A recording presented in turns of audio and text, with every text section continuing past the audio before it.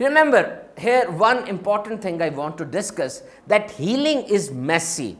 जख्मों का ठीक होना जो है ये बड़ा मुश्किल काम होता है, ये आसान काम नहीं होता। देखें, जिस्मानी चोट लग जाए तो छोटा सा बच्चा भी है, वो स्टूल रखेगा, स्टूल पे चढ़ेगा और चढ़ने के बाद जनाब ऊपर से बैंडेज निकाल लेगा और बैंडेज को लगाकर वो, मतलब उसको पता है जिस्मानी चोट के ऊपर बैंडेज लगती है और वो लगा लेगा। लेकिन जो नफ्सियाती चोट होती है, जब दिल टूट जाता है, जब अंदर से कुछ टूट जाता है और नफ्सियात के ऊपर हमला होता है, अब उसका तो किसी को पता नहीं चलता और लोग हंस रहे होते हैं, इंजॉय कर रहे होते हैं, लेकिन अंदर से टूट चुके होते हैं। बहुत जगहों पे ऐसे वाक़यात हुए कि वो लोग हंस रहे थे, इंजॉय कर रहे थे, थोड़ी देर के बाद साइड पे गए, छलांग लगाई और मर गए, खुदकुशी कर ली। Because suicide is actually final collapse under unbearable wait.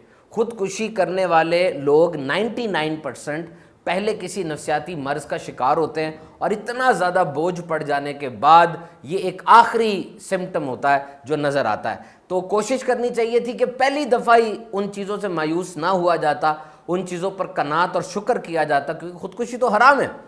तो यहाँ पर यह बात याद रखें कि अगर नफ्सियाती तौर पर कोई बंदा मरीज़ हो गया तो वो अपने आप को ठीक कैसे करेगा, क्योंकि जिस्मानी चोट, देखें ये एक हड्डी होती है फीमर, ये हिप बोन से लेके घुटने तक होती है, बड़ी हड्डी है, पूरे जिस्म की सबसे बड़ी हड्डी फीमर है और इसके ऊपर सबसे ज़्यादा तजर्बात भी हुए हैं।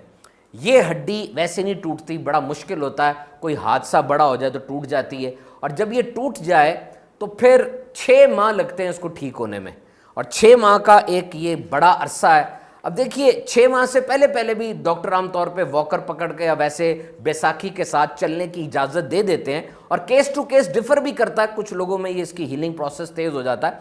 लेकिन देखें, अब ये जो ज़ख़म हुआ, घर वाले भी कह रहे हैं बेड रेस्ट कर लो, आप खुद भी बेड रेस्ट करते हैं, सोजन तो नहीं पड़ गई, ज़ख़म में पस तो नहीं पड़ गई, खून तो नहीं निकल रहा, पट्टी कब तब्दील करानी है। जिस्मानी चोट को सुपरवाइज करना आसान होता है, जिस्मानी चोट के ऊपर देखभाल करना आसान होता है।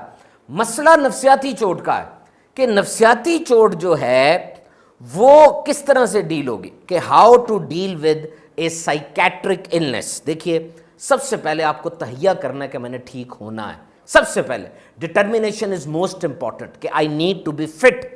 और किसी के पास आपने नहीं जाना। बहुत से लोग हमें फ़ोन करते हैं, मैसेज करते हैं, ओ जी ये हो रहा है, वो हो रहा है। देखिए, कोई आपके दर्द का दामा नहीं बनेगा। डॉक्टर के पास जाएं, उससे दवाई लें, रोज़ रोज़ उसको भी तंग नहीं कर सकते आप। अपने आप से कमिटमेंट करें कि जो मेरा नुकसान हो रहा है मैं उसको ठीक करूँगा। अपने आप से राब्ते में रहे। आप ज़िंदगी को पॉज नहीं कर सकते कि आप ज़िंदगी को रोक दें और फिर आप ठीक होंगे। जब आप नफ्सियाती तौर पे ठीक हो रहे होंगे उस वक्त भी बड़े हादसे होंगे। कोई घर में फौत हो सकता है, कोई रिश्तेदारों में फौत हो सकता है, कोई करीबी आपको धोखा दे सकता है, कोई करीबी आपको छोड़ के जा सकता है। इन तमाम चीज़ों को अपने मद्देनज़र रखते हुए कि मैं फिर गिरूंगा, फिर उठूंगा, फिर गिरूंगा, फिर उठूंगा, फिर आपने ठीक होना है।